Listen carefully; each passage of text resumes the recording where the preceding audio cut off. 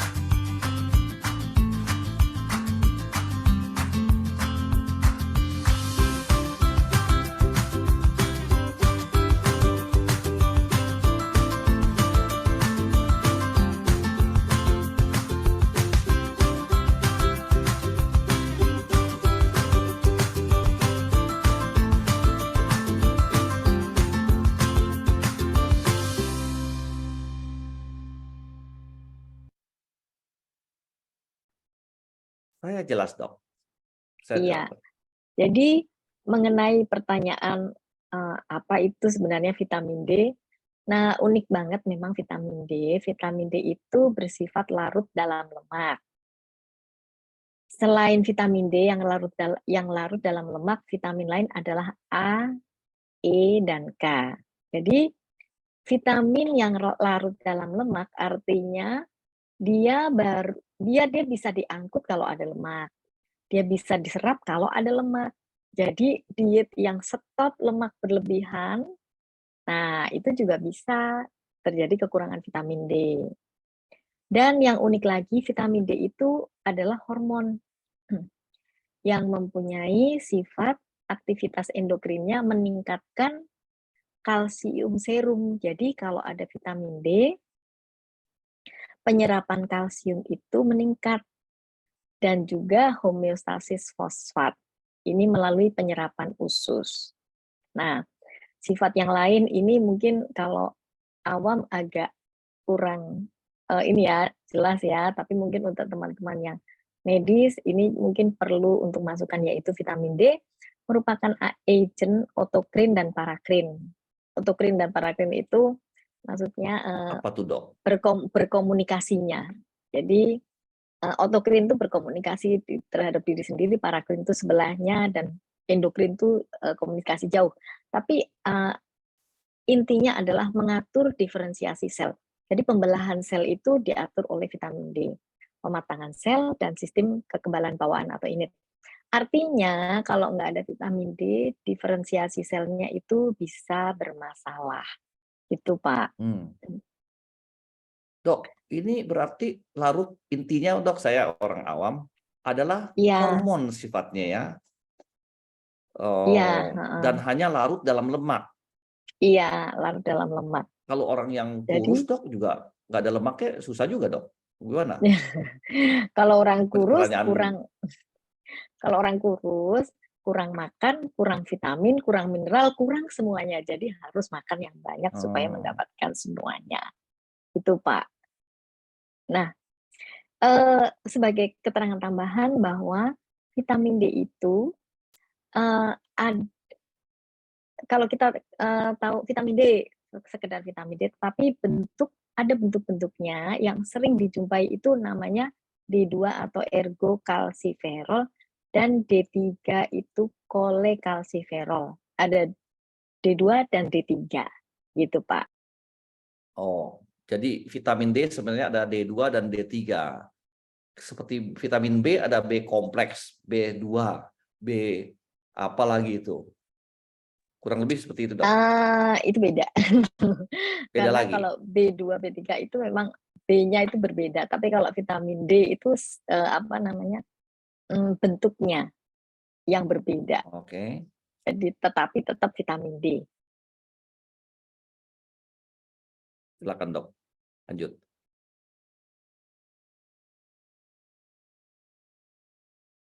Apa itu, Dok, D2 dan D3 itu? Bedanya bagaimana, Dok?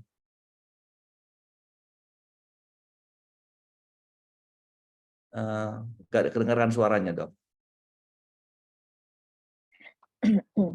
Jadi D2 dan D3 itu, nah saya jelaskan dengan gambar ini. Gambarnya kayaknya ruwet, tapi sebenarnya informasinya sangat bagus. D2 itu adalah, ini ya D2. Nah, ini yang disebut ergokalsiferol adalah vitamin D yang ada dalam makanan. Kemudian D3 itu adalah kolekalsiferol, ini yang didapat dari sinar matahari. Jadi diaktifkan oleh sinar matahari ini. Kemudian kedua-duanya ini akan diubah menjadi 25-OHD. 25-OHD ini yang ditemui di sirkulasi atau di darah. Nah, jadi kalau kita melakukan pemeriksaan darah untuk mengukur kadar vitamin D, sebetulnya kita mengukur kadar ini, 25-OHD. Kemudian oleh ginjal akan diaktifkan menjadi 125-OHD. Ini yang berperan meningkatkan penyerapan kalsium. Jadi perjalanannya seperti itu ya, Pak ya. Ya. Selain karena kalsium itu perlu untuk tulang, Dok, ya. Iya. Selain penyerapan kalsium, dia juga ternyata berperan pada gigi dan pada tulang. Nah, maksudnya tulangnya akan baik dengan adanya vitamin D, gigi akan baik dengan adanya vitamin D. Gitu, Pak. Jadi itu penjelasan Kurang mengenai lebih vitamin apa D itu, Dok, itu berarti sebagai alat perantara iya, untuk betul. kalsium Alat dan lain-lain, metabolisme. Dok. Betul, Ya, kurang lebih. benar. Ya. Iya. Bahasa Ada awam, Dok, bahasa awam ya. Ya. Dan penjelasan lain sama seperti tadi, 25-OHD ini yang diubah menjadi 125 dan 125 dihidroksivitamin D dan dihidroksivitamin D yang dibuat di ginjal dengan aktivitas hormonal pada usus halus, tulang, dan ginjal. Nah, ini 125 dihidroksivitamin D yang dibuat di otak, jantung, pankreas, kulit, gonad, prostat, payudara, dan usus dengan aktivitas parakrin lokal pada masing-masing organ. Jadi sebenarnya dia terlibat di berbagai organ gitu, Pak. Penting sekali, Dok, ya sebenarnya. Selain penyerapan kalsium, untuk membantu penyerapan kalsium, perannya apa lagi, Dok? Peran-peran yang lainnya. Nah, ini yang gambar ini sangat informatif. Dan ini mungkin jadi sangat menarik ya, Pak ya. Karena peran vitamin D dan terhadap penyakit itu bisa, kalau kita lihat di sini ya, Ini tidak saya terjemahkan karena gambarnya kalau diterjemahkan rumit nanti, jadi dalam bahasa Inggris saja. Toh bisa dipahami. Kanker, kanker payudara, kanker ovarium, kanker kolon, non-Hodgkin lymphoma, tipe 1 diabetes, patah tulang, jatuh pada wanita, multiple sclerosis, serangan jantung pada pria terutama, dan kanker ginjal, dan kanker endometrium, dan rickets. Rickets ini adalah penyakit pada anak yang menyebabkan gangguan dari bentuk tulang. Ternyata Ini akibat kekurangan vitamin D, Dok. iya benar. Jadi kadar vitamin D yang rendah, yang maksudnya kadar vitamin D tertentu itu bermanfaat untuk mencegah penyakit-penyakit tadi. Jadi kadar 6 sampai 20. Kalau kita bilang kadar itu di sini bacanya ya Pak ya. Nanti kalau Bapak Ibu teman-teman cek laboratorium vitamin D, silakan melihat satuannya yang diperiksa apa. Nah, ini di sini satuannya adalah nanogram per mili. Itu sampai 20 nanogram per mili ini mencegah penyakit rickets. Tetapi untuk mencegah penyakit-penyakit yang banyak tadi itu butuh kadar 40 sampai 60 nanogram per mili. Jadi nanti kalau cek laboratorium sekali lagi tolong dilihat satuannya karena satuan berbeda artinya berbeda. Tabel Jadi kalau ini, Dok, berarti penting banget, Dok, ya. Tabel ini, sekali Dok. screenshot aja. Kita kalau gitu Iya. kita mau periksa darah, kita pegang tabel ini, Dok, biar kita tahu. Betul, Dok. Iya, jadi kadar kita berapa? Wah, kalau kadar kita terlalu rendah berarti pencegahan terhadap penyakit-penyakit ini jadi rendah gitu. Itu penjelasannya, Pak. Nah, kemudian ternyata vitamin D yang ada di tubuh ini dari makanan dan dari sinar matahari ya. Vitamin B2 D dan D3 itu tadi, Dok, ya. ya, vitamin D ini fokusnya ke sini aja Pak, supaya enggak supaya mudah, supaya fokus. Jadi vitamin D ini menurunkan pemecahan protein, tetapi juga penurunan pemecahan protein itu juga ternyata bermanfaat pada peningkatan massa tulang dan peningkatan massa otot. Nah, ini penting sekali untuk pencegahan sarkopenia. Sarkopenia itu otot menjadi kecil. Terutama untuk orang-orang yang sudah berumur, Dok, ini berarti ya. Iya, penting banget. Benar sekali. Oke. Iya, gitu Pak. Jadi kadar vitamin D dalam darah itu penting sekali untuk kita ketahui, Dok, Penting. berarti ya. Iya, penting. Benar Ini sekali. mesti rajin-rajin cek darah, Dok, untuk cek vitamin D berarti. Nggak usah rajin-rajin cek darah, Pak, karena cukup mahal ya. Oh, tapi kalau pas ada diskon boleh juga sih. Tapi seenggaknya kita pernah cek supaya untuk mengetahui kadar kita itu berapa. Gitu. Dari situ kita bisa melihat ke belakang bahwa, oh saya itu ternyata selama ini gaya hidup saya itu, cara makan saya, paparan sinar matahari kepada saya itu kurang, gitu. Bisa begitu, Pak.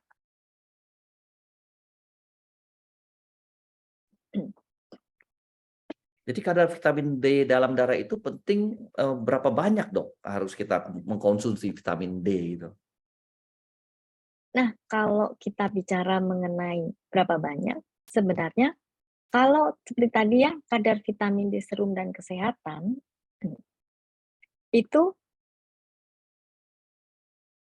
kita bisa lihat seperti ini, tapi seperti tadi saya bilang ya, pada pemeriksaan laboratorium itu ada dua satuan pengukuran, satu nanomol per liter, satu nanogram per mili.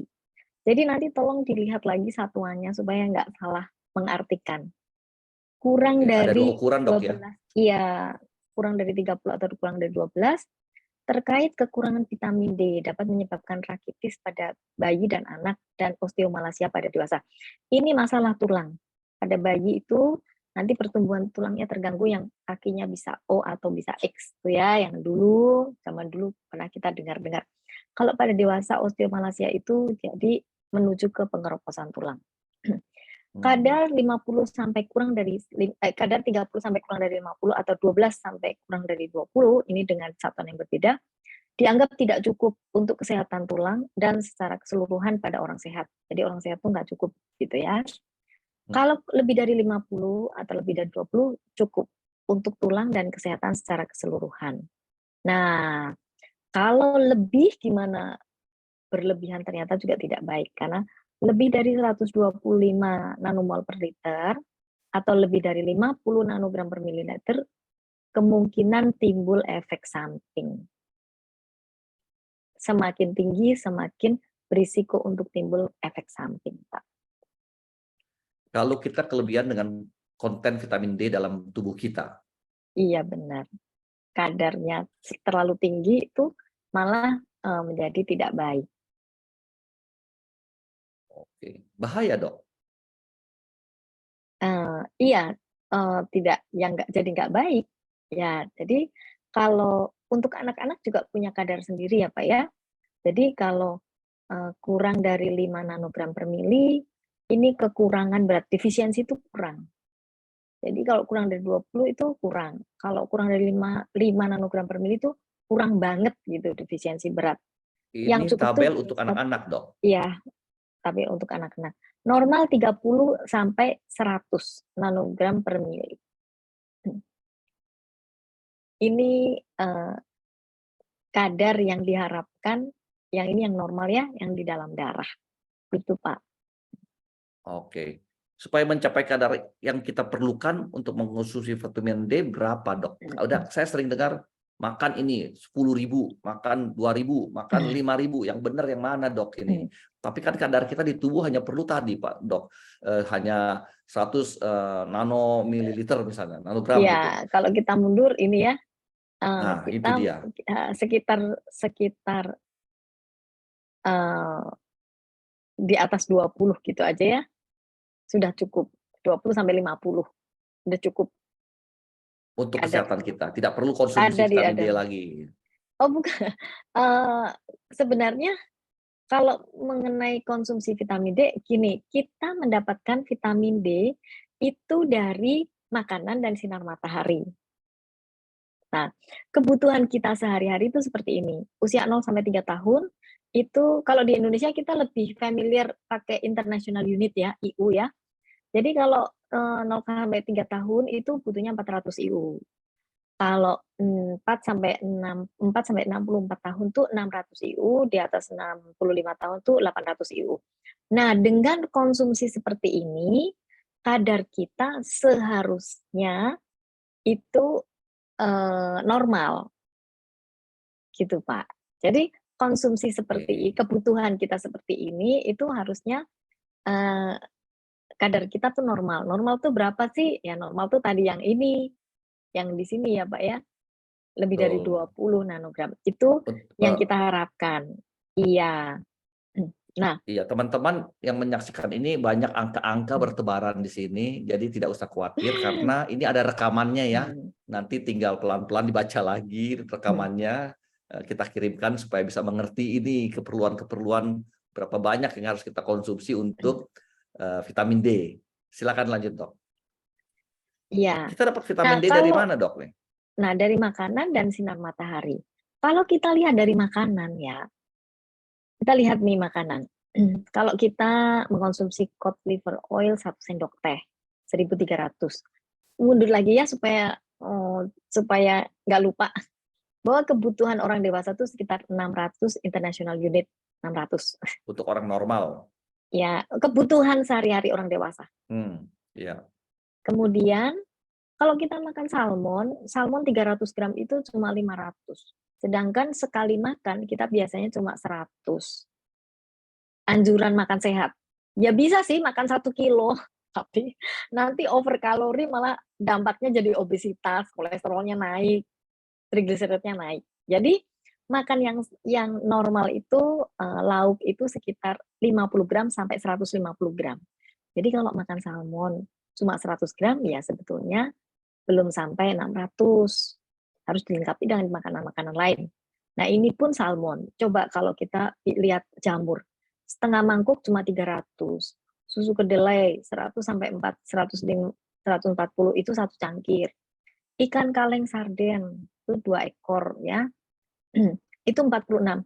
Nah, ini di sini kita lihat rendah. Ternyata sayur dan buah itu juga sangat rendah, bahkan banyak yang tidak mengandung vitamin D. Artinya dari makanan sebenarnya kita tidak cukup harus dari tambahan dari sinar matahari. Sebenarnya kita di negara tropis di Indonesia itu sinar matahari itu bersinar sepanjang tahun, setiap hari. Masalahnya kita nih sekarang banyak ngumpet di dalam rumah. Takut hitam dong. Ya, takut hitam, takut panas. Ada yang nggak takut hitam, nggak takut panas, tapi pekerjaannya pagi-pagi sudah harus berangkat, nggak ada matahari, pulang sudah nggak ada matahari lagi, adanya matahari di mall. Nah itu Pak, jadi lain ininya apa antara kebutuhan dan pemenuhannya. Nah sekarang saya akan membicarakan mengenai sinar matahari. Sebenarnya kalau yang masih berkesempatan untuk keluar rumah, keluar gedung, keluar rumah gitu ya,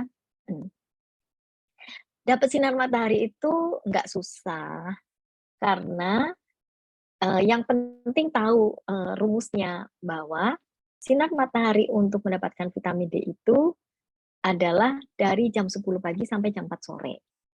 Lamanya 5 sampai 30 menit tergantung warna kulit. Warna kulitnya makin gelap butuh lebih lama berjemur dibandingkan kulit yang lebih terang. Nah, ini dilakukan setiap hari atau setidaknya 2 kali seminggu. Mana yang terpapar? Wajah, lengan, tangan, dan kaki, dan tanpa tabir surya. Jadi nggak usah buka baju, itu nggak usah. Nggak perlu dok ya. Itu nggak perlu. Cukup ada bagian yang Nah, terpapar, ya. tangan atau muka ya. Iya, jadi kalau kita bicara jam segini sebenarnya seperti apa sih? Nah, sebenarnya seperti ini. Ada yang namanya the shadow rule. Jika bayangan kita lebih panjang dari tinggi badan, ini ultraviolet B itu tidak memadai dan tubuh tidak dapat membentuk vitamin D. Jika bayangan lebih pendek dari tinggi badan, artinya kalau pas jam 12, nah itu pas bagus-bagusnya gitu ya. Tubuh dapat membentuk vitamin D. Tapi kan rentangnya bisa jam 10 sampai jam 4. Nggak usah pas jam 12. Ya sekitar jam 11, jam 10 gitu ya. Jadi kira-kira seperti itu. Nah, Cukup 5 sampai 10 menit dok ya, ya. 5 sampai nah 30 menit ya. kalau boleh saya cerita pengalaman saya waktu ke Prancis ya. Saya mampir ke teman saya di sana, di suatu perusahaan yang besar. Terus habis makan di kantin, terus diajak, "Ayo minum kopi." Terus saya bilang, "Ayo minum." Saya ikut nih minum kopi. Ambil kopi, ternyata mereka ke halaman. Jadi minum kopinya tuh di halaman yang panas-panasan itu. Justru kalau kita di sini kan minum kopi malah neduh gitu ya, di sana malah berpanas-panasan. Gitu, Pak. Jadi mungkin itu bisa dicontoh. Iya. Kayaknya Pak Gosal, ini ya, apa, menghilang ya. Ya sambil nunggu Pak Gosal mungkin saya bisa, eee, ada satu cerita lagi dari teman saya. Jadi, mengenai vitamin D saya pernah, eee Instagram Live dengan teman saya profesor, dari Malaysia. Nanti bisa dilihat di Instagram saya. Nah, beliau melakukan riset mengenai, eee vitamin D dan kadarnya di dalam tubuh dan bagaimana paparan sinar matahari. Beliau bilang, waktu sinar matahari itu pada, nelayan, itu karena setiap, terjemur sepanjang hari, jadi kadar vitamin D-nya itu tinggi sekali sampai 100 lebih gitu ya. Mbak, aku minta air Itu dong, Mbak. pada Mbak. paparan sinar matahari yang terus-terusan. Jadi sangat menarik dan sebenarnya ini bisa kita kita pelajari atau kita ikuti gitu. Udah kembali Pak Gosal. Open the door. Ya, Pak Gosal suaranya udah masuk. Ya, sorry, tadi saya ada masalah sedikit dengan ini. Silakan lanjut, Dok. Ya, jadi tadi saya sudah menjelaskan mengenai bagaimana kita mendapatkan sinar matahari ya Pak ya. Baik, Dok. Kalau kelebihan apa dampak bagi kita, Dok, kalau vitamin D ini? Kelebihan juga ada dampaknya, tapi sebelum bicara kelebihan mungkin saya akan menyampaikan dulu batas atas asupan vitamin D yang dapat maksimumnya, Dok, ditoleransi. ya. Ya, jadi kalau tadi itu kebutuhan kita sekitar 600 international unit per hari. Jadi kalau merasa saya tuh nggak ketemu sinar matahari, jadi saya tuh suplemen aja deh gitu kan, untuk memenuhi kebutuhan saya gitu misalnya. Itu ada batas atasnya, batas atas yang dipublikasi oleh IOM itu adalah kalau dewasa yaitu di atas 19 tahun 4.000 international unit per hari. Itu batas atasnya.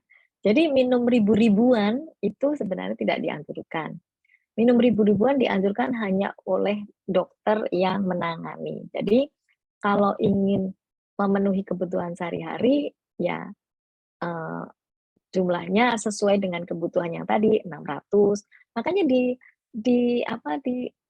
pasaran itu biasanya dosis-dosis yang beredar tuh 400, 600 dan 1000 itu yang banyak Populer, dan komen. itu ya yang kita temui banyak dan itu biasanya bisa kita konsumsi dengan aman ya karena ada batas atasnya itu 4.000. Saya lanjutkan dengan slide saya Pak ya. Nah, kalau beberapa kali kita ketemu orang konsumsinya tinggi sekali, itu biasanya dokter yang menganjurkan ya, bahwa pada defisiensi atau kekurangan vitamin D, itu ada dosis terapi, yaitu dosis terapi untuk 0 sampai 1 tahun pada kekurangan itu dianjurkan pemberiannya yaitu sekitar 2.000 international unit per hari. Sampai kadar 25 OHD3 di atas 30 nanogram per mili baru diturunkan sampai 400 sampai 1000. Usia 1 sampai 18 tahun 4.000 international unit. Kalau dosisnya kalau kadarnya sudah sampai di atas 30 nanogram per mili dianjurkan diturunkan sampai 600 sampai 1000. Jadi nggak tinggi-tinggi terus. Nah, usia di atas 19 tahun itu anjurannya 10.000 international unit per hari. Nah, ini kan sering kita temui, tapi ini adalah dosis terapi dari dokter. Itu diberikan selama 8 minggu untuk diharapkan tercapai di atas 30 nanogram per mili. Selanjutnya dengan dosis pemeliharaan 1.500 atau sampai 2.000 international unit per hari. Kalau kita yang sehari-hari merasa normal, kadarnya normal, ya mungkin konsumsi 400 atau 600 itu sudah cukup, gitu Pak. Nah ini mengenai terapi defisiensi. Nah tadi menjawab pertanyaan Pak Gosal, kalau kelebihan bagaimana? Bisa terjadi toksisitas vitamin D atau keracunan. Kalau dosisnya berlebihan. Nah itu apa yang terjadi, kadar vitamin D di atas normal itu 375 nanomol per liter, bisa menyebabkan hiperkalsemia. Hiperkalsemia ini adalah kalsium di dalam darah yang tinggi, di atas normal. Normalnya adalah segini kadar kalsium dan kadar kalsium bisa lebih dari 11,1 mg per desiliter pada keracunan vitamin D. Bisa juga hiperkalsiuria atau kalsium ada di kencing. Ini menyebabkan keluhan yang bisa disebabkan pada toksisitas itu bisa mual, muntah, kelemahan otot, gangguan neuropsikiatri, nyeri, kehilangan nafsu makan, dehidrasi, poliuria, rasa haus yang berlebihan, dan bisa batu ginjal. Dan kadang-kadang ini tidak disadari, loh kenapa ya kok rasanya seperti ini, nggak ngerti kenapa, nggak taunya mungkin kadar di dalam tubuh sudah kelebihan. Nah, dalam kasus ekstrim yang keracunan vitamin D bisa menyebabkan gagal ginjal, pengapuran jaringan lunak di seluruh tubuh, termasuk di pembuluh koroner dan katup jantung. Bisa menyebabkan denyut jantung tidak beraturan dan bahkan menyebabkan kematian. Kasusnya tidak banyak, tetapi kalau sudah sampai dituliskan dan dipublikasi itu berarti sudah pernah ada kasus. Nah, keracunan vitamin D ini nggak pernah disebabkan karena kelebihan makanan yang mengandung tinggi vitamin D dan sinar matahari yang berlebihan, berjemur. Tadi saya sempat cerita mengenai nelayan yang diteliti kadarnya yang berjemur sepanjang hari sampai 100 itu tidak ada kasus keracunannya, tetapi biasanya disebabkan konsumsi suplemen yang berlebihan. Jadi dok, Ini. biasanya orang-orang yang mengkonsumsi terlalu besar vitamin D, itulah sumber problemnya Ya, ya. ya Bukan karena dari jangan D2 atau konsumsi dari D3 berlebihan. dok ya. Jangan konsumsi berlebihan. Iya Siapa gitu Pak. saja dok? Siapa saja yang harus kita waspadai rentan kekurangan vitamin D ini? Yang biasanya umum kita dapati yang rentan terhadap vitamin D. Baik Pak. Ya memang kita harus mencermati ya siapa aja sih yang kemungkinan kekurangan vitamin D. Ya kita-kita juga yang kurang kurang terpapar sinar matahari. Nah, terutama yang usianya 65 tahun lebih. Yang menyusui ASI eksklusif tanpa suplementasi vitamin D. Mereka yang kulitnya gelap justru lebih mudah Oh, ya karena kulit gelap itu harus terpapar sinar matahari lebih lama dari kulit terang. jadi orang yang Kemudian berkulitnya terang lebih cepat menyerap vitamin D-nya, gitu dok? iya, benar. Oke.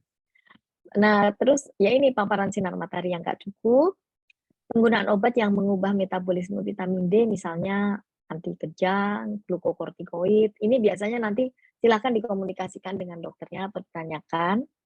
Obesitas, ini obesitas juga ternyata kekurangan vitamin D, karena vitamin D-nya ngumpet di lemak di bawah kulit atau di dalam tubuhnya. Jadi untuk mengeluarkan lemaknya ya dia harus membongkar lemaknya, harus membuang lemaknya, harus turun berat badannya dengan lemaknya hilang. Nah, gaya hidup sedentary atau kaum rebahan ini juga berisiko kekurangan vitamin D. Ini sebenarnya lebih terkait kepada kurang paparan sinar matahari. Gitu, Pak. Namanya kaum rebahan dok, ini istilahnya ya. Kelompok kelompok santai gitu. Kelompok santai. Iya,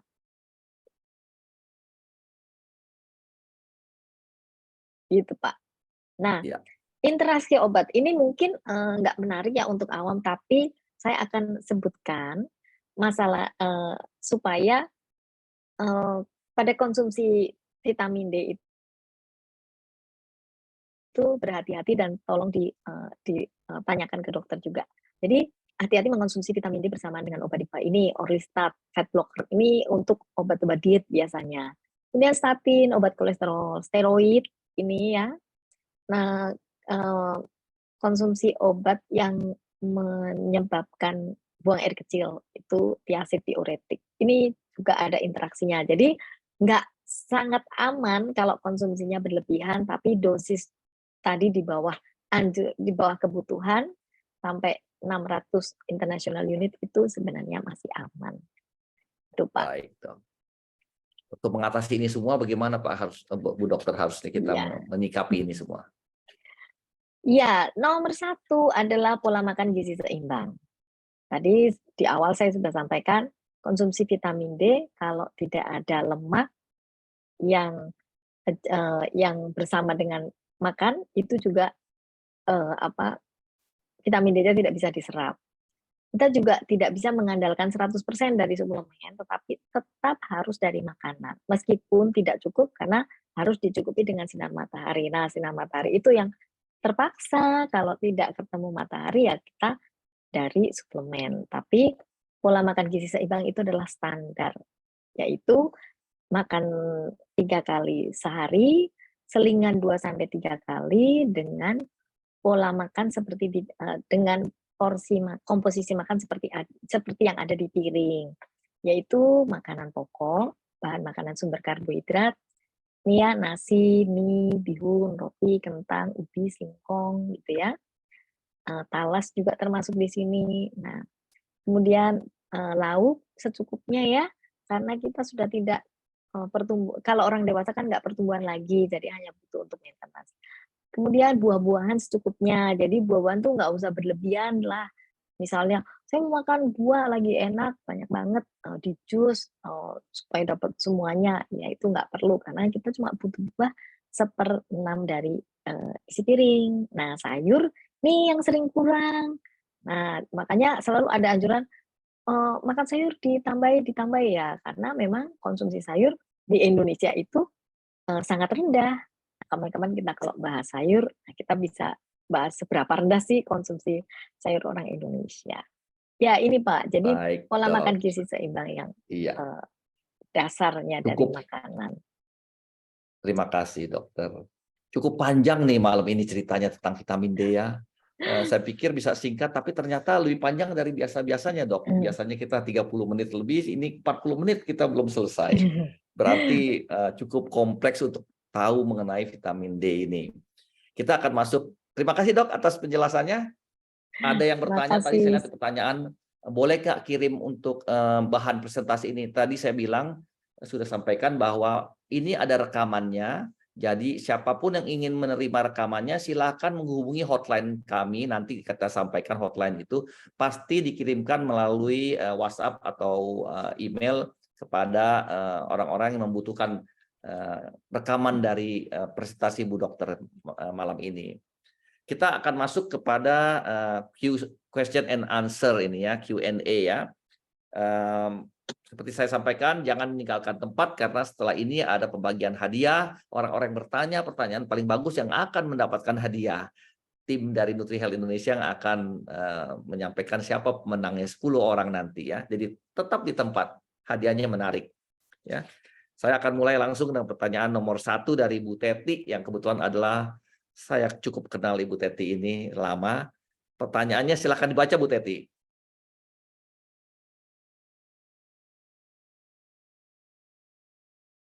Tidak ada Bu Teti, saya bacakan. Seberapa pentingkah vitamin D untuk orang yang telah berumur lebih dari 50 tahun? Berapa dosis yang tepat? Sebenarnya sudah ada, tapi dijawab cepat aja, Iya. Dok.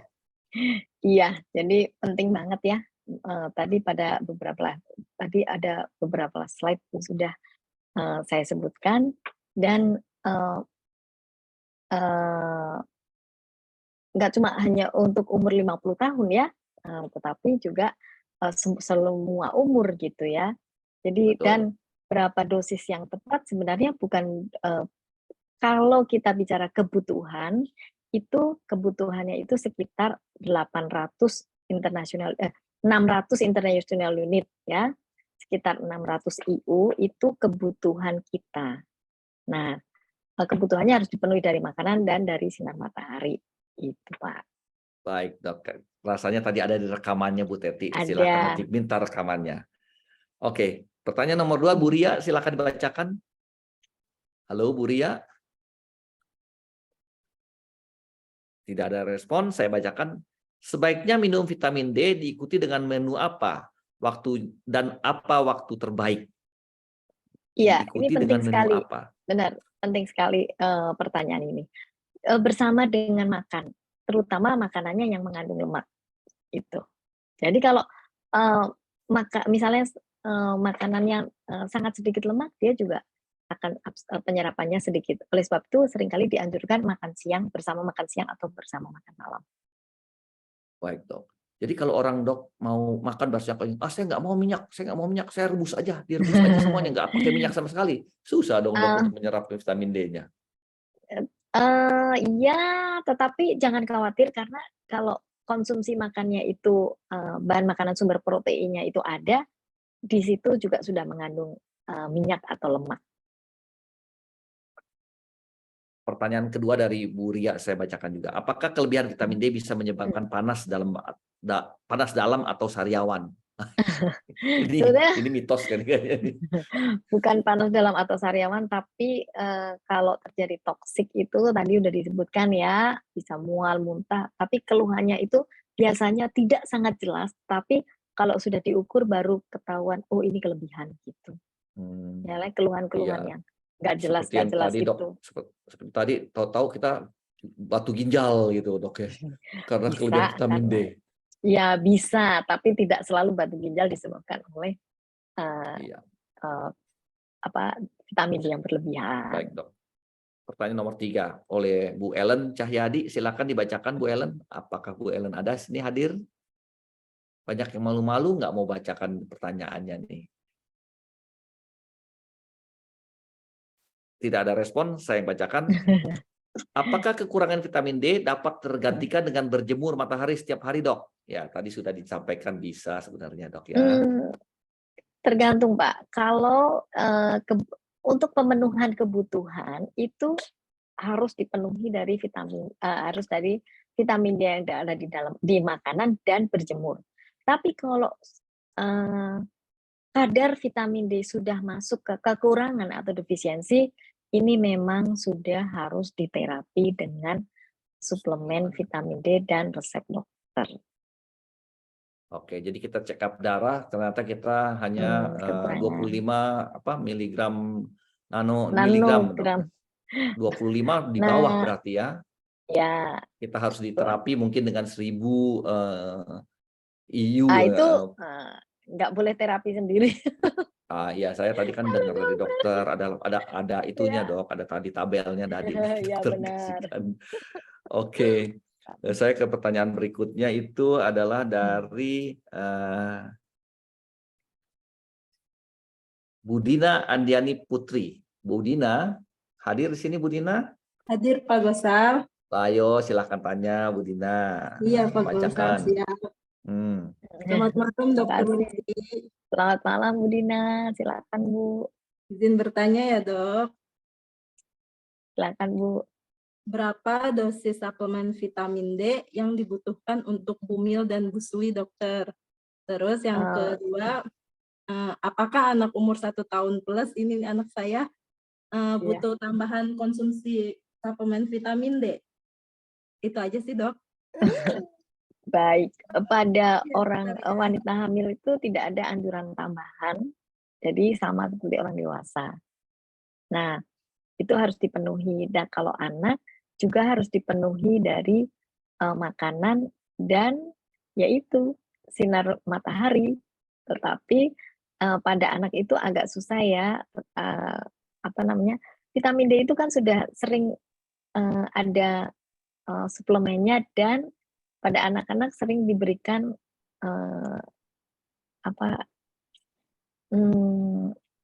minyak ikan gitu ya Bu ya. Itu cukup buat anak-anak, pemberian rutin dosis kecil. Oke, baik dok. Iya. Cukup jelas sih dok. Iya Bu. Baik, Ya, terima kasih ya Dokter Lucy. Selamat malam. Selamat malam. Terima kasih Bu Dina. Saya lanjut dengan pertanyaan dari Bu Lestari Wijaya. Bu Lestari, hadir? Saya bacakan. Makan apa banyak mengandung vitamin D? Nah, tadi sudah ada listnya juga tadi yang banyak ya. Iya. Dok, sampaikan beberapa list aja dok. Baik, jadi listnya sudah ada, nanti silakan dilihat. Tetapi pada umumnya kandungan vitamin di dalam makanan itu tidak cukup. Jadi harus dilengkapi dengan sinar matahari. Nah, kalau kadar kita tidak cukup, terpaksa dipenuhi dengan suplemen. Iya Pak. Jadi sebenarnya sinar matahari adalah kunci juga dok ya. Iya benar. Kunci betul-betul. Malah lebih besar matahari ya atau D3 ya daripada D2-nya dok ya. Terbalik ya. Benar-benar itu. Matahari itu mengaktifkan D3 di dalam tubuh. Oke, itu benar, Kak, benar. Ini dari Bu Hilal, hadir di sini Bu. Halo, selamat malam Bu Hilal. Saya bacakan lagi. Apakah vitamin D berhubungan secara langsung dengan hormon testosteron dan DHT? Nah, ini cukup ilmiah Ini pertanyaannya. iya. Vitamin D kalau Hormon testosteron. iya, sebentar. Sebenarnya ia terkait dengan hormon testosteron, vitamin D, tetapi saya dalam hal ini tidak sangat ini ya Pak, tahu apa kaitannya sekali. Tetapi karena dua-duanya itu terkait dengan apa namanya vitamin larut karena terkait dengan minyak dan kolesterol, iya memang terkait Pak. Jadi ada kaitannya Dan Dok ya, ada berhubungannya. kaitannya, iya. Oke. Mudah-mudahan itu cukup menjawab Bu Hilal ya. Ya, Ini ada pertanyaan ya. dari seorang dokter langganan kita tetap, memang pemirsa kita yang selalu hadir, Dokter Megawati. Dok, gimana Bu Dokter? Apakah bisa dibacakan ini pertanyaannya, Dokter Mega? Selamat malam.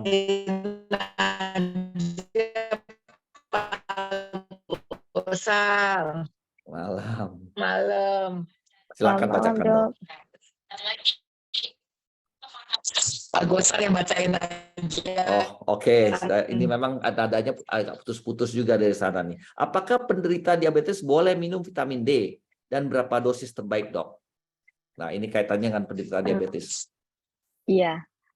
Jadi sebenarnya vitamin D itu sangat standar dan harus cukup di dalam tubuh kita, baik yang diabetes atau tidak.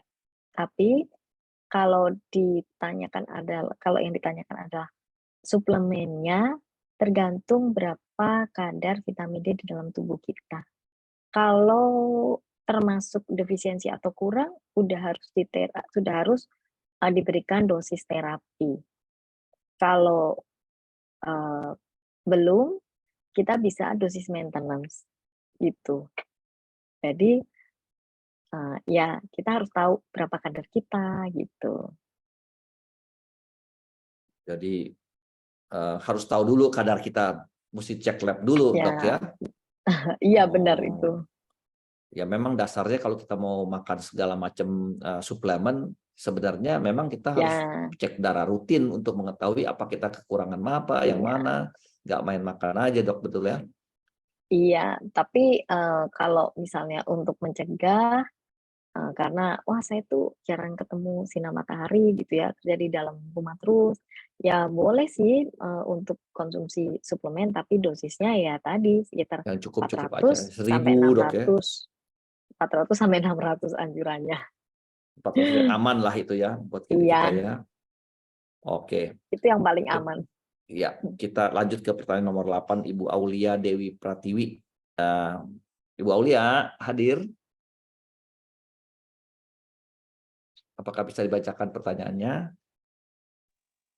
Saya bacakan. Vitamin D kan erat kaitannya dengan tulang. Jika asupan kalsium cukup, tetapi asupan vitamin D cenderung kurang, tidak ditambah dengan suplemen, risiko osteoporosis ketika lansia tetap tinggi atau tidak? Iya benar, tetap tinggi.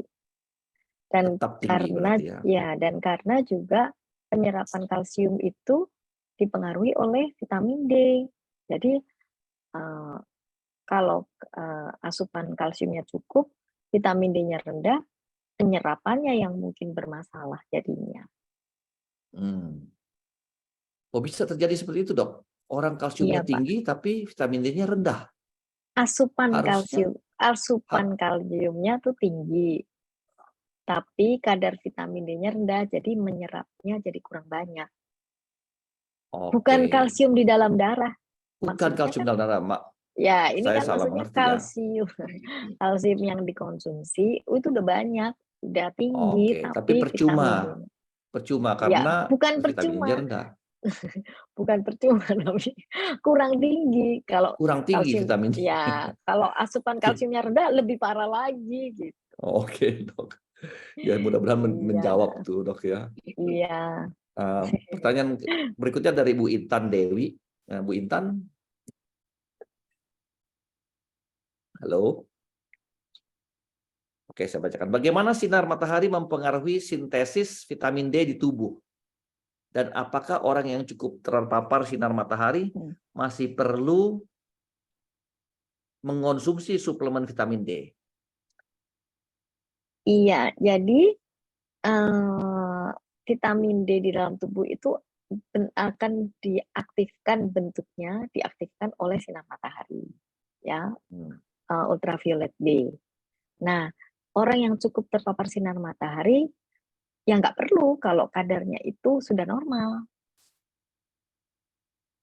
Jadi tergantung kadarnya. Kembali ke tergantung kadar vitamin D dalam tubuh kita. Yang mana adalah harus tetap kita mengukur vitamin D kita, baru kita tahu. Kurang lebih seperti itu, dok. Ya, iya benar. Saya izin minum, Pak. Silakan, dok. Oke, saya kira cukup menjawab pertanyaan yang disampaikan Ibu Intan. Pertanyaan berikutnya dari Ibu Elta. Silakan Bu Elta. Ayo. Iya, baik. Ya, baik. Nah, ini ada yang baca nih, bantu saya. Silakan, Bu. Selamat malam, Dr. Lucy. Jadi saya ingin menanyakan, ya baik. Jadi saya ini udah pernah melakukan pemeriksaan vitamin D dan itu hasilnya memang mengalami defisiensi ya. Dan apakah itu ada kaitannya dengan saya ini mengalami metabolisme tubuh yang lambat juga nih. Jadi dalam proses penurunan berat badan gitu ya, saya overweight sih. Jadi dalam penurunan berat badan nih saya udah olahraga teratur, udah melakukan pola diet juga gitu. Itu hasilnya tuh penurunannya tuh sangat lambat gitu dok. Dan itu memang setelah saya konsultasi ke dokter metabolis tubuh lah ya, mungkin diabetes ya, tapi saya nggak ada diabetes sih. Itu hasilnya memang metabolisme tubuh saya tuh lambat gitu. Itu apa ada kaitannya gitu ya dok ya, antara defisiensi vitamin D dengan metabolisme tubuh lambat, terus penurunan berat badannya jadi lambat juga gitu dok. Terus itu cara memperbaikinya gimana itu ya dok ya? Itu aja sih dok. Makasih dok. Terima kasih Bu Elsa. Benar sekali, pada beberapa penelitian itu mengatakan kadar vitamin D yang rendah itu mengganggu proses penurunan berat badan. Tapi kita juga harus evaluasi lebih lengkap ya Bu ya. Misalnya apakah asupan makannya itu sudah tidak berlebihan, apakah aktivitas fisiknya sudah cukup, gitu. Jadi benar vitamin D, kadar vitamin D yang rendah itu mengganggu proses penurunan berat badan. Selain itu juga mungkin saya nggak tahu usianya Bu Elta, tapi usia di atas 50 tahun tuh pengalaman saya di atas 55, apalagi itu penurunan berat badannya tuh agak lambat gitu. Tapi tetap bisa. Begitu Bu Elta, begitu Pak Gosal. Mudah-mudahan bisa membantu menerangkan ya Bu. Iya. Oke, kita lanjut ke pertanyaan berikutnya dari Ibu Liwina Tasman. Ibu Liwina. Halo. Oke, saya bacakan saja. Apakah vitamin D3 perlu ditambah dengan K2? Mohon info. Nah, apa itu K2? Apakah perlu ditambahkan? Mungkin mohon keterangan sedikit, Dok.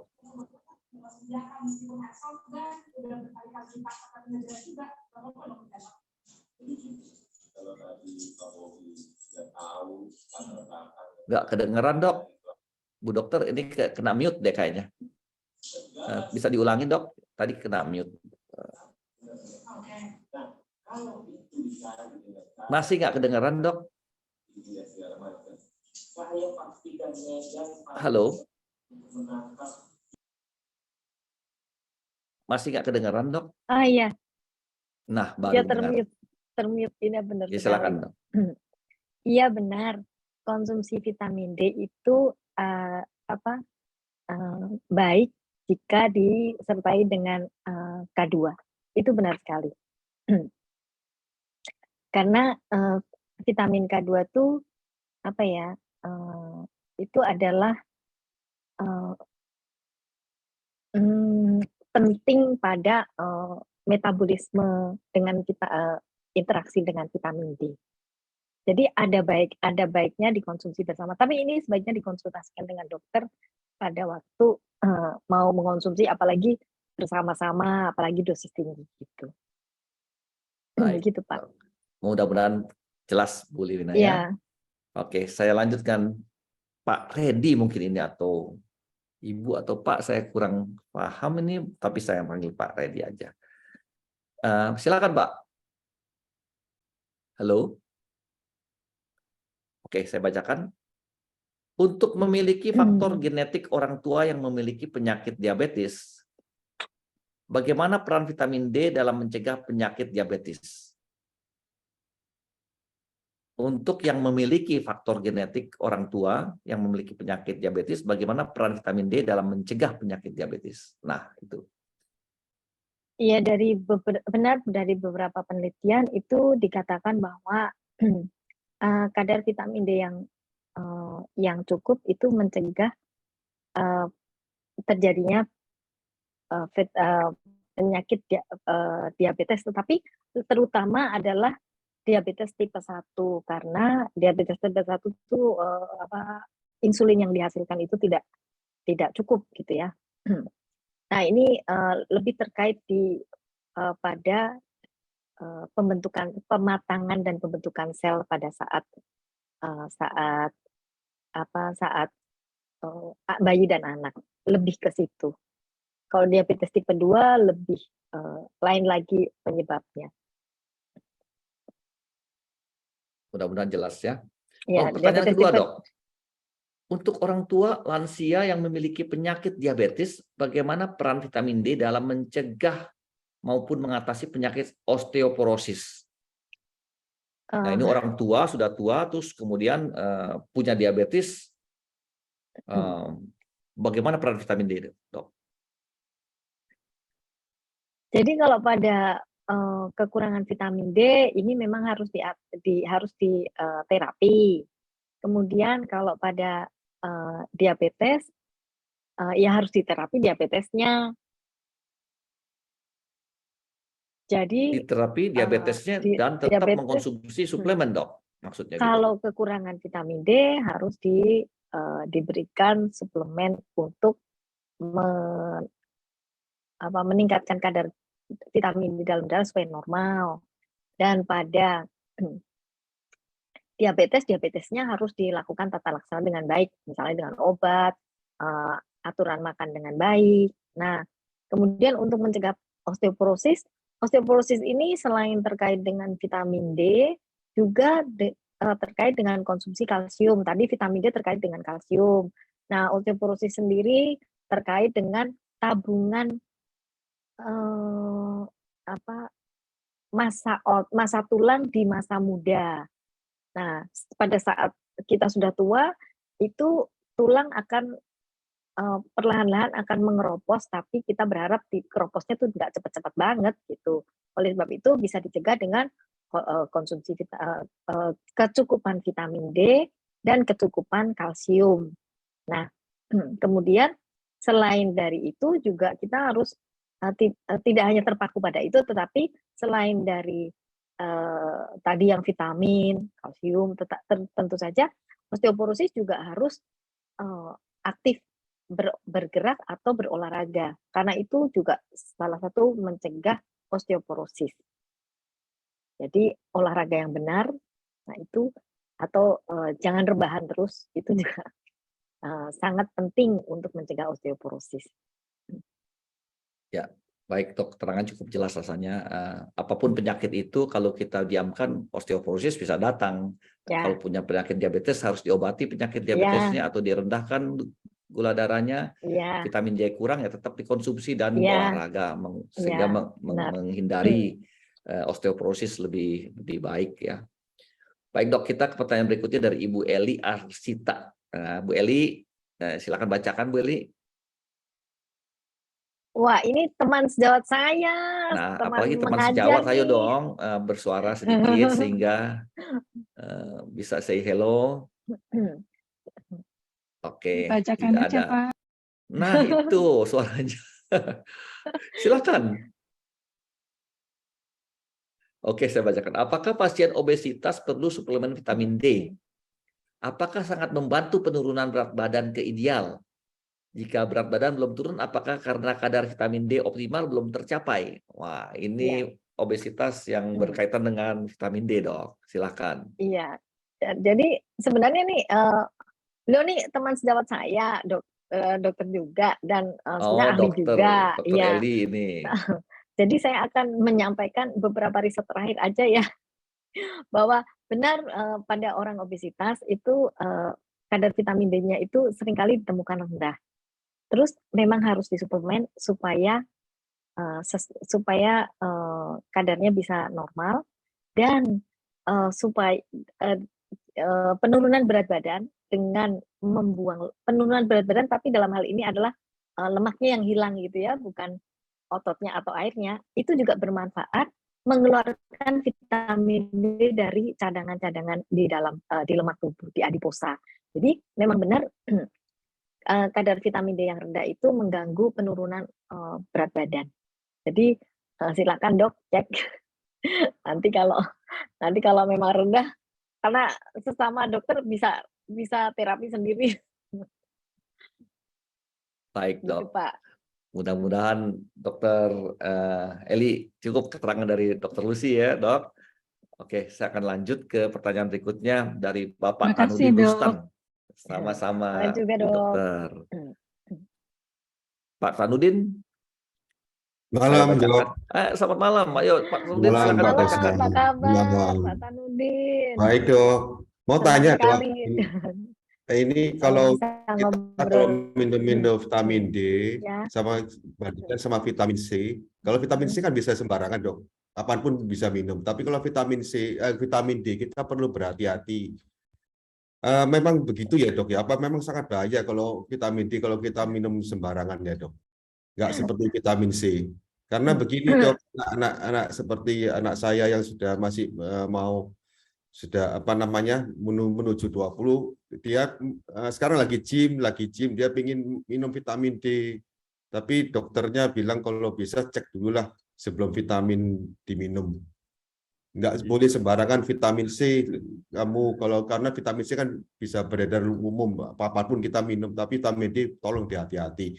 Mengapa demikian, Dok? Sangat berbahaya kah kalau kita tanpa melalui lab? Begitu aja, Dok. Terima kasih. Terima kasih, Pak Gosal. Silakan, Dok. Pak Tanudin. Iya, ini mewakili kehidupan zaman-zaman sekarang ya, Pak Gosal ya. Memang trennya tuh jadi karena beberapa info, jadi beberapa orang, saya nggak kadang-kadang bukan ahli juga, menganjurkan konsumsi vitamin D dosisnya tinggi-tinggi. Benar, vitamin D itu tidak dianjurkan konsumsi dosis tinggi kecuali ada kekurangan. Dan itu sebaiknya berkonsultasi dengan dokter. Terus, kalau hanya untuk masalah nge-gym ya, vitamin D itu kalau kadar kita normal, apalagi suka suka adventure di kayak naik gunung gitu ya. Kan anak-anak juga ada yang hobi seperti itu. Nah, itu mungkin vitamin D-nya udah cukup. Memang baiknya, idealnya adalah cek kadar vitamin D di dalam darah. Nah, di situ baru tahu perlu diterapi atau tidak. Konsumsi berlebihan bisa menyebabkan toksik dan masalah-masalah yang tadi sudah disebutkan. Vitamin C pun tidak dianjurkan konsumsi berlebihan karena kebutuhan vitamin C kita sehari-hari hanya sekitar 90-100 mg per hari. Dan itu bisa dipenuhi dari buah-buahan. Jadi sebenarnya tidak diperlukan dosis tinggi karena dosis yang tinggi vitamin C kalau masuk ke dalam tubuh terus kemana? Ya dibuang lewat kencing gitu. Jadi itu adalah pekerjaan tambahan dari ginjal untuk membuang vitamin C kalau berlebihan, karena nggak diperlukan. Sedangkan vitamin D tidak segampang itu dibuang. Dia akan tertimbun, dan dosis yang berlebihan itu tadi sudah ada tabelnya mengenai efek sampingnya. Ya, Itu Pak Tanudin, semoga bisa menjawab pertanyaannya cukup ya. jelas, cukup jelas. Ada pertanyaan dok, saya lanjut langsung ke pertanyaan dari Dokter Farida. Dokter Farida bisa, atau saya bacakan ini pertanyaannya. Saat ini beredar alat Advance Plus dapat menciptakan sinar infrared setara dengan sinar matahari sekitar J8-9 WIB. Apakah ini efektif karena malas berjemur? Jadi pakai lampu nih. Bagaimana menurut Dokter Lucy? Jika dilakukan selama 10-20 menit atau 20 kali per hari. Yang aku pahami alat tersebut juga dapat mengatasi rasa sakit dan melancarkan aliran darah. Apakah ini baik dan setara dengan asupan vitamin D? Wah, ini saya sangat penting ini pertanyaannya, Dok. Iya, ini pertanyaan penting banget, tapi saya nggak bisa jawab, Pak, karena saya nggak menguasai bidang terapi ini. Ini infrared, Ya, Bu Dokter ya. Jadi ya, itu saya jawabannya dokter gizi, dari saya dokter gizi, jadi tidak hal-hal yang menjawab terkait ini ya. gizi saya yang saya kurang tahu, jadi Baik, mungkin saya maaf akan Bu. berusaha. Coba ditarik di literaturnya dulu Bu, Baik. untuk menjawab Dokter Farida langsung. Oke, saya lanjut ke pertanyaan nomor 2 kalau gitu. Dari Bu Novia Delu. Apakah terdapat perbedaan kadar vitamin D antara orang dengan gaya hidup yang sering berada di dalam ruangan dan orang yang sering beraktivitas di luar ruangan? Kayaknya Iya, jelas Dok benar. ya. Iya, Pasti ini benar. jawabannya. Terpapar matahari dan tidak terpapar matahari Dok ya. Jadi saya Benar. kira jawabannya sudah jelas ya. Dia? Oke, saya ke pertanyaan berikutnya dari Pak Dr. Suherman. Saya bacakan aja karena waktu sudah sangat singkat ini ya. Untuk kasus COVID-19 dan di mana pemberian dosisnya 5.000 IU atau 10.000 IU, apakah berbahaya? Nah, untuk kasus COVID, untuk kasus COVID ini karena masa lebih khusus ya. Dr. Suherman kalau tidak salah tuh teman grup saya, beliau dokter juga. Jadi ini lebih ke terapi untuk COVID, jadi bukan untuk urusan sehari-hari gitu, Dok. Jadi ini yang memutuskan adalah dokter yang memeriksa dan yang memberikan suplemen tersebut. Jadi ini lebih khusus penanganan untuk penyakit. Saya kira itu jawaban dari Bu Dokter ya mengenai untuk penderita COVID ya. Ada pemberian dosis-dosis tertentu untuk orang yang memang sakit, Dok ya. Itu intinya. Oke, pertanyaan berikutnya saya bacakan juga dari Pak Monang Panjaitan. Saya kurang cocok minum vitamin D karena gangguan lambung. Apakah cod liver oil cocok pada orang yang punya gangguan lambung? Pertanyaannya. Sebenarnya sih jarang ya saya temukan ada gangguan, maksudnya tidak nyaman di lambung pada konsumsi vitamin D ya, jarang sekali ya. Tapi bisa juga mengonsumsi minyak ikan gitu. Dan sebenarnya bisa dicari juga preparat-preparat vitamin D yang sesuai, karena biasanya sediaannya tuh bermacam-macam. Mudah-mudahan Pak Monang jelas penjelasan dari Bu Dokter. Pertanyaan terakhir yang saya akan bacakan dari Bu Yunita Susanti Membah. Pertanyaannya, mood dan kesehatan mental. Beberapa penelitian menunjukkan bahwa vitamin D dapat mempengaruhi positif pada suasana hati dan kesehatan mental. Nah, menurut Bu Dokter, jika vitamin D berpengaruh negatif, maka apa saja yang membuat mood dan kesehatan mental terganggu? Dan bagaimana cara mengatasinya? Wah, ini saya baru dengar nih. Mengganggu mood dan kesehatan mental. Bagaimana, Dok? Iya, sebenarnya tidak secara langsung ya, tetapi memang beberapa penelitian mengatakan demikian pada defisiensi. Jadi tidak kalau terus mengobati masalahnya itu tidak, tapi ada beberapa penelitian mengatakan demikian. Tapi itu pada kasus-kasus defisiensi. Jadi yang diobati adalah defisiensinya, kekurangannya. Kekurangan dok ya. Iya. Mudah-mudahan jelas itu dok terangannya ya. Tapi berarti memang ada dok gangguan mental dan mengenai vitamin D ini dok ya. Iya, tapi tidak secara Cukup langsung. surprise saya. Iya. Tapi itu hasil penelitiannya nggak secara langsung mempengaruhi gitu, enggak, melewati beberapa proses. Baik dok. Itu Pak.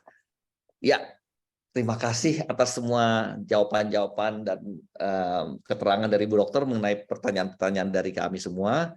Ada beberapa pertanyaan yang belum sempat dijawab karena waktu sudah sangat singkat, terpaksa kita cut di sekarang. Kalau masih ingin bertanya bisa di WhatsApp langsung kepada hotline kita, mungkin bisa dijawab oleh Bu Dokter secara singkat melalui WhatsApp ya. Oke. Terima kasih dok sekali lagi dok atas waktunya. Iya, terima kasih juga atas kesempatannya Pak. Ya, kita sudah sampai pada penghujung acara kita.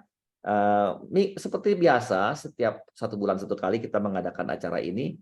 Untuk bulan depan, bulan Agustus, tanggal 25 Agustus, hari Jumat, kita akan mengadakan kembali webinar ini dengan tema Serat Cegah Kanker Usus. Nah, ini cukup banyak orang-orang yang tidak mengerti tentang serat.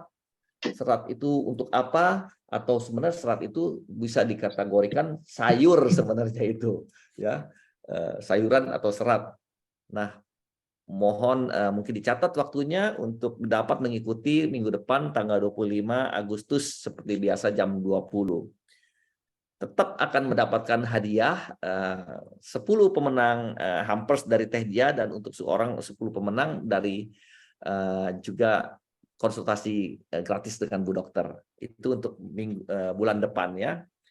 Informasi tentang NutriHealth Indonesia Weight Clinical perlu diketahui oleh teman-teman semuanya bahwa NutriHealth Indonesia adalah suatu program konsultasi nutrisi yang mana dari NutriHealth Indonesia biasanya berkonsultasi mengenai ada namanya weight management consultancy, atau bagaimana kita mengontrol berat badan kita supaya ideal. Ada juga bisa berkonsultasi mengenai clinical consultancy, atau bagi penderita-penderita diabetes atau kanker atau hipertensi atau sakit apapun yang berkaitan dengan nutrisi. Bisa juga berkonsultasi dengan NutriHealth Indonesia bersama dengan Bu Dokter Luciana Sutanto.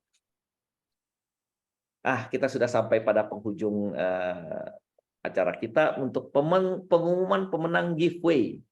Nah, silakan ini admin, mana admin kita ini? Siapakah pemenang malam ini untuk dapat mendapatkan hadiah? Nah, ini yang dapat adalah Bu Novia Delu, Pak Redi, Bu Hilal, Bu Ria, dan Bu Dina Andiani. Kemudian ada Pak Tanudin Rustan, Bu Yunita Susanti Memba, Dr. Farida, Bu Endang, dan Bu Lestari Wijaya. Itu mendapatkan hadiah yang saya pesankan tadi, 1 kotak Teh Dia Leci, 1 kotak Teh Dia Original, 1 tumbler Teh Dia, dan 1 box vitamin D dari sponsor kita Inmedco.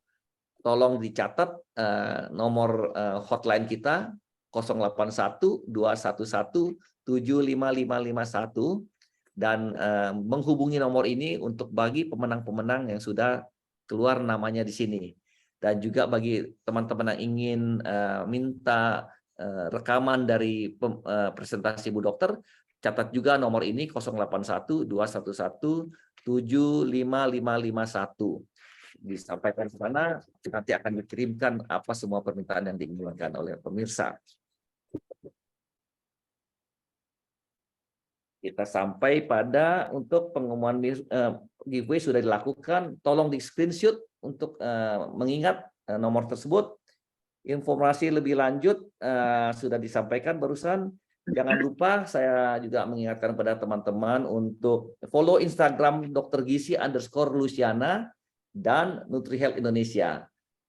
Supaya bisa juga mengikuti apa-apa yang sudah Dr. Lucy sampaikan di dunia kesehatan mengenai nutrisi, yang mana banyak sekali disampaikan melalui Instagram tersebut.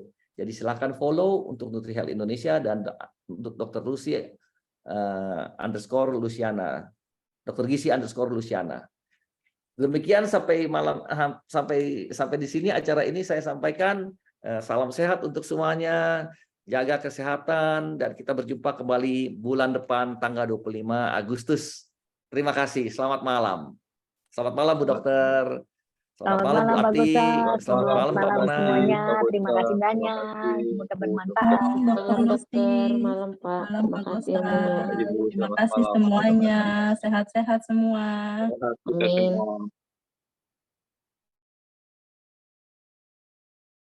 Teh Dia untuk keluarga. Satu-satunya teh celup manis bebas gula. Tinggal seduh, celup, lalu nikmati semua manfaatnya bersama keluarga. Sayangi dan lindungi orang terdekat dengan yang manisnya sehat.